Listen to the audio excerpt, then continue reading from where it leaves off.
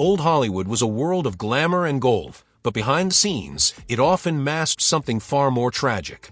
Beneath the red carpet smiles and iconic roles, some of the era's brightest stars were locked in quiet battles with addiction. Silenced by powerful studios and a culture that demanded perfection, they suffered in shadows, hiding struggles that fame couldn't erase. Today, we uncover the untold stories of 12 legendary actors whose lives were shaped and sometimes shattered by drug addiction behind the polished illusion of Tinseltown's golden age. Marilyn Monroe, she was the very image of Hollywood perfection: platinum blonde hair, a sultry voice, and a smile that could light up the world. But behind Marilyn Monroe's glittering persona lay a haunting vulnerability that fame only made worse. From her earliest days in the studio system, Norma Jean Mortensen was molded into an icon, her identity crafted, her voice softened, her body idealized. But beneath the surface, she struggled with anxiety, depression, and an overwhelming sense of isolation. As the pressure to perform grew, so did her dependence on prescription drugs. Barbiturates, sedatives, and amphetamines became part of her daily routine, not for pleasure, but just to function. Those close to her saw the toll it took. Missed shoots, erratic behavior, and hospitalizations painted a picture of someone unraveling, even as the world still saw Star. Her reliance on pills wasn't a secret to those behind the scenes, but in the golden age of Hollywood, problems like hers were hidden, silenced, and managed rather than treated. In August of 1962, Marilyn Monroe was found dead in her Los Angeles home. Officially ruled a probable her death at just 36 was blamed on a lethal dose of barbiturates. The world mourned the loss of a legend, but few truly understood the pain behind the icon. Marilyn Monroe wasn't just a victim of addiction. She was a casualty of an industry that demanded perfection at any cost and offered no mercy when the mask began to slip. Judy Garland was Hollywood's golden girl, the voice of the Wizard of Oz, the face of innocence, and a beacon of talent far beyond her years. But behind her rainbow-colored legacy was a life defined by pressure, manipulation, and a slow descent into addiction that began when she was just a child. By the time she was cast as Dorothy at 16, the studio had already taken control of her body and mind. Executives at MGM deemed her weight a problem, and doctors, under studio orders, prescribed her amphetamines to keep her thin and energetic, followed by sleeping pills to come down. This toxic cycle, disguised as studio management, became her daily norm. Judy never stood a chance. The pills that kept her working through exhausting schedules became crutches she couldn't live without. Her adult years were marked by erratic behavior, financial ruin, and failed relationships, made worse by an industry that praised her performances but ignored her pain. Despite multiple comebacks, her health continued to deteriorate. In 1969, just months after one of her final concerts, Judy Garland was found dead in a London bathroom from a barbiturate overdose. She was 47. Her voice thrilled millions, but few knew the cost. Judy Garland was not just a victim of addiction. She was a casualty of a system that built stars by breaking children and then abandoned them when they couldn't shine bright enough. Spencer Tracy was the very embodiment of classic Hollywood, gritty, grounded, and universally respected. With 2 Academy Awards and a string of iconic roles, he projected strength and stoic charm. But off-screen, Tracy was engaged in a lifelong battle with a quiet and relentless enemy: alcoholism. Unlike the scandal-driven headlines of his peers, Tracy's struggle remained largely hidden from the public eye, protected by the same studio system that fueled his career. He was what many called a functioning alcoholic, able to deliver powerful performances while fighting personal demons in private. Colleagues whispered of his violent outbursts, his disappearances, and the days he showed up to set deeply hungover, or not at all. His relationship with actress Katharine Hepburn became legendary, but even she admitted she could never reach the part of him that alcohol owned. Tracy was raised Catholic, and his deep sense of guilt over his drinking, along with his refusal to divorce his wife, kept him emotionally imprisoned. Despite his addiction, Tracy continued to work until the very end, delivering one final, unforgettable performance in Guess Who's Coming to Dinner just 17 days before his death in 1967. He was 67 years old. Spencer Tracy never spoke publicly about his alcoholism, but those who knew him understood the cost. Behind his calm demeanor was a man in turmoil, one more star in Hollywood who bore his addiction in silence, carrying it to the grave. Errol Flynn was the original Hollywood rogue, handsome, daring, and irresistibly charismatic.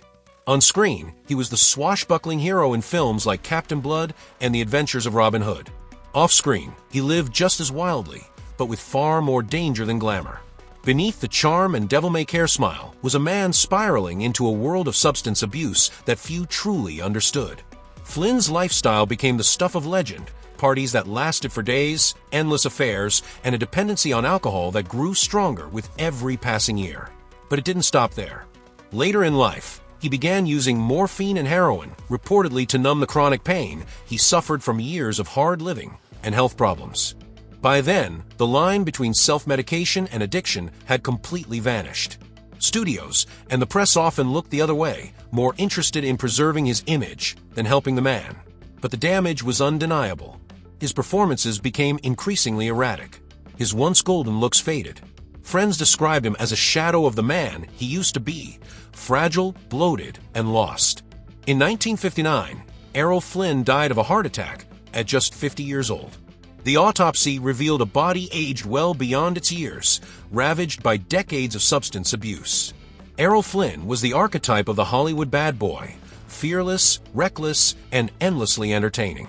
But behind the legend was a man consumed by addiction, his final years spent not in triumph, but in quiet, painful decline.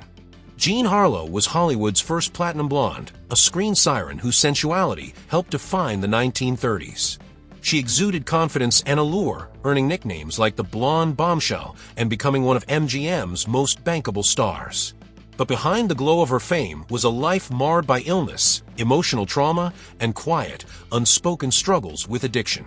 Born Harleen Carpenter, Harlow entered the spotlight young, and Hollywood devoured her quickly. Beneath the glamour, she suffered from chronic health issues, migraines, and emotional instability, pain she increasingly tried to manage with alcohol, and, according to multiple accounts, prescription painkillers. The truth about her dependency was masked by the studio's obsessive control over her image, and any signs of weakness were carefully concealed from the public eye. Her personal life was riddled with tragedy. Her second husband, producer Paul Byrne, died by suicide under mysterious circumstances just 2 months after their wedding. The scandal rocked Hollywood, and Harlow was thrown back onto the screen almost immediately. No time to grieve, no space to heal. As her health deteriorated, rumors swirled. She collapsed on set more than once, visibly bloated and fatigued. Doctors misdiagnosed her with the flu, then gallbladder issues. In reality, her kidneys were failing. Whether or not drugs played a direct role, her dependence on painkillers and sedatives likely masked the severity of her condition until it was too late. Jean Harlow died in 1937 at just 26 years old. A luminous star extinguished far too soon. Though Hollywood immortalized her beauty, it never acknowledged the deeper suffering behind her iconic smile. Montgomery Clift was the face of a new kind of masculinity in Hollywood, sensitive, brooding, and deeply human. With roles in films like A Place in the Sun and From Here to Eternity, he helped define method acting before it had a name. But behind those soulful eyes was a man consumed by self-doubt, inner conflict, and ultimately addiction. Clift's struggle didn't begin with drugs, but with identity. A closeted gay man in an unforgiving era, he lived in constant fear of exposure. His anxiety, compounded by intense perfectionism, left him emotionally raw and vulnerable. He leaned on alcohol and pills to quiet his mind, but his life would take a darker turn in 1956. After a late-night party at Elizabeth Taylor's house, Clift crashed his car into a telephone pole just down the road. The accident was horrific, his face shattered, his jaw broken, his career nearly destroyed. Though surgeons managed to reconstruct his face, the emotional and physical pain never healed. To get through each day, Clift turned to painkillers, barbiturates, and alcohol. His once-rising career began to flicker, dimmed by erratic behavior, missed shoots, and worsening health. Friends described the last decade of his life as a slow He aged rapidly, the vitality in his performances replaced by a haunted, vacant look. Yet even in his decline, his talent persisted raw and tragic. Montgomery Clift died in 1966 at just 45. The official cause, a heart attack. But those who knew him said he died of something deeper, a lifetime of silent suffering, numbed by addiction in a world that never let him be himself. Bela Lugosi became a legend with a single role, Dracula in 1931. His piercing gaze, thick Hungarian accent, and eerie presence defined the vampire for generations. But while the world saw a monster on screen, the real horror unfolded behind closed doors as Lugosi waged a long, painful war with drug addiction. After Dracula made him a star, Lugosi found himself typecast, struggling to escape the shadow of the Count. Roles became fewer, the paychecks smaller. At the same time, he developed severe sciatica, a condition that left him in constant pain. Desperate for relief, he was prescribed morphine. That relief became a need, and that need soon became an addiction. Throughout the 1940s and early 50s, Lugosi continued to work, but the signs were impossible to ignore. His performances grew erratic, his health declined, and rumors of drug use swirled. Unlike many of his contemporaries, Lugosi didn't hide it forever. In 1955, he made headlines as one of the first major Hollywood actors to voluntarily check himself into rehab for drug dependency. It was a bold, shocking move in an era of silence and shame. The studio system had long buried such scandals, but Lugosi stood in front of reporters and admitted his truth. He wanted to get better. He wanted to work again. And for a time, he did, taking roles in low-budget films, clinging to the remnants of his fame. Bela Lugosi died in 1956, penniless, his addiction never fully overcome. He was buried in his Dracula cape, a symbol of the character that made him, and perhaps helped break him. For all his fame, his greatest battle was never with a stake through the heart, but with a needle in the arm. Dorothy Dandridge was more than a star, she was a pioneer. The first black woman nominated for a Best Actress Oscar, she dazzled audiences in Carmen Jones and became a symbol of beauty, grace, and strength in a deeply segregated Hollywood. But while the world saw a barrier-breaking icon, behind the spotlight was a woman burdened by heartbreak, injustice, and a growing dependence on alcohol and prescription drugs. Hollywood wanted her beauty, but not her truth. She was celebrated on screen, yet denied the roles, respect, and opportunities given to her white peers. Dandridge often performed in whites-only clubs, allowed to sing for the crowd, but forced to enter through the back door. That kind of contradiction takes a toll, and over time, the weight of constant rejection, racism, and personal loss became unbearable. Her personal life was no refuge. A failed marriage, financial troubles, and the emotional strain of caring for her disabled daughter left her emotionally exhausted. In an era that offered little support for women, especially black women, Dandridge turned to alcohol and antidepressants to cope with the overwhelming pressure. By the early 1960s, her career had faded, and so had her hope. On September 8, 1965, Dorothy Dandridge was found dead in her apartment from an overdose of barbiturates. She was only 42 years old. Her death was ruled accidental, but many believe it was the final chapter in a life slowly eroded by pain. Dorothy Dandridge broke barriers, but behind the applause was a silence that swallowed her whole. She was a legend, left to suffer in a world not yet ready for her light. Robert Mitchum was Hollywood's original bad boy, cool, brooding, and effortlessly rebellious. He didn't just play tough guys, he lived like one.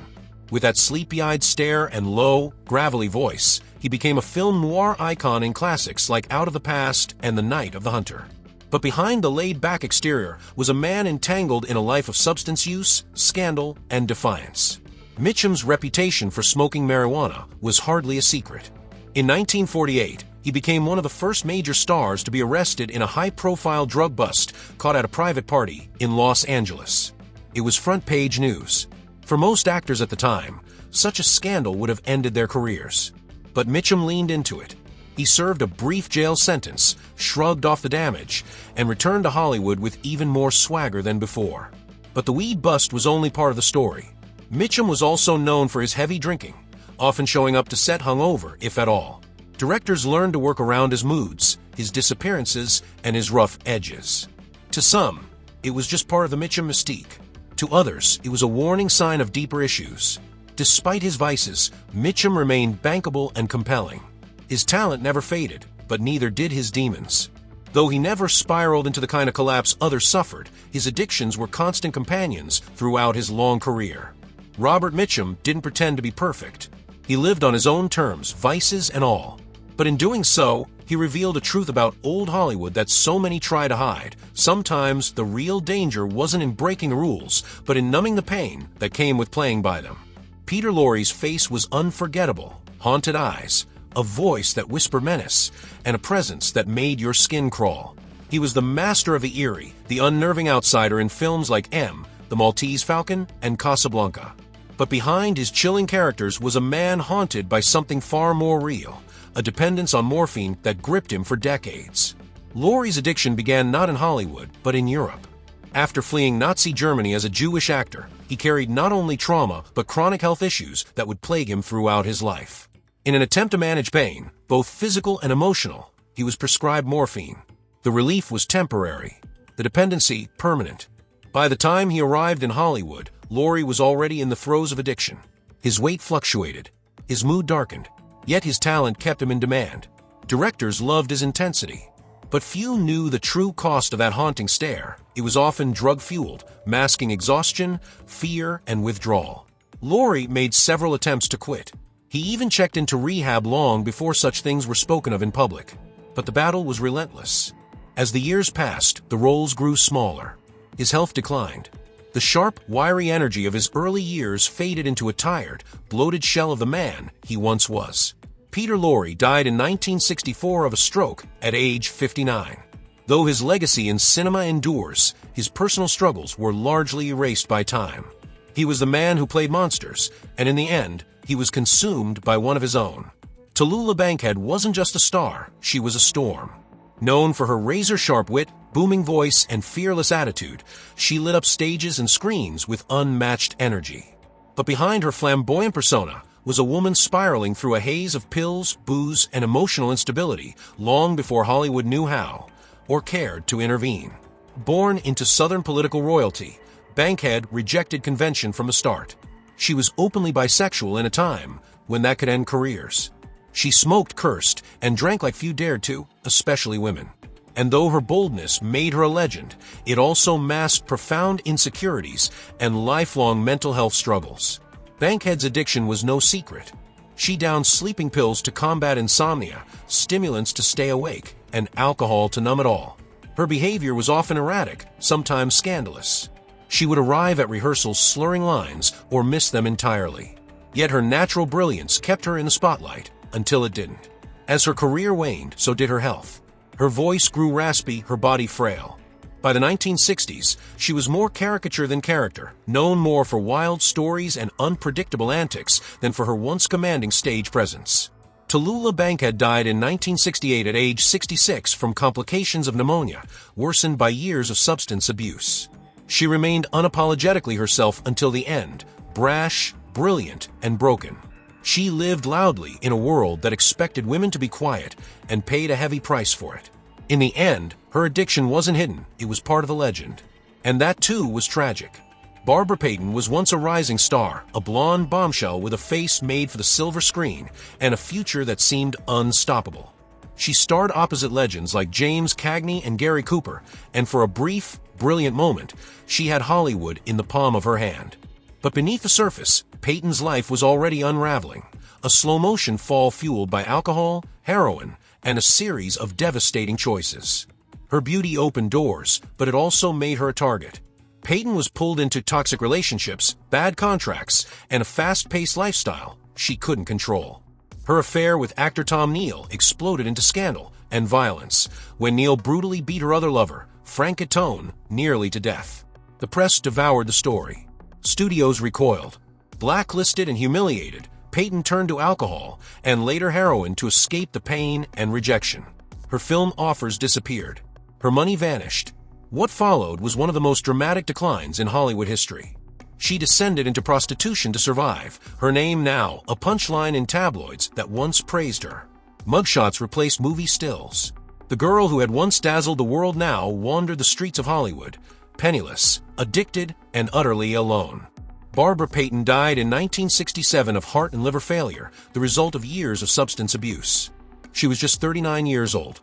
Her story is perhaps the most haunting of them all, not just because she fell, but because no one reached out when she did.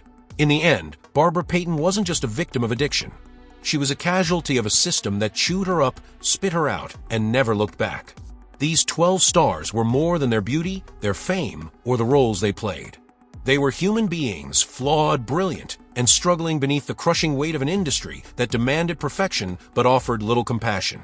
Addiction doesn't discriminate. It touched legends, pioneers, and icons alike. In old Hollywood, it was often hidden behind glamour, silenced by studio contracts, or dismissed as personal weakness. But behind every overdose, every scandal, every tragic ending, there was pain that went unheard, and lives that might have been saved if only someone had listened. Today, we remember them not for how they fell, but for how brightly they once shone. Their stories remind us that even the most radiant stars can be fragile, and that behind every spotlight is a shadow. If you or someone you know is struggling with addiction, please know, help is real, and recovery is possible. No one should have to suffer in silence. Thank you for watching, and for remembering these legends with empathy, not judgment.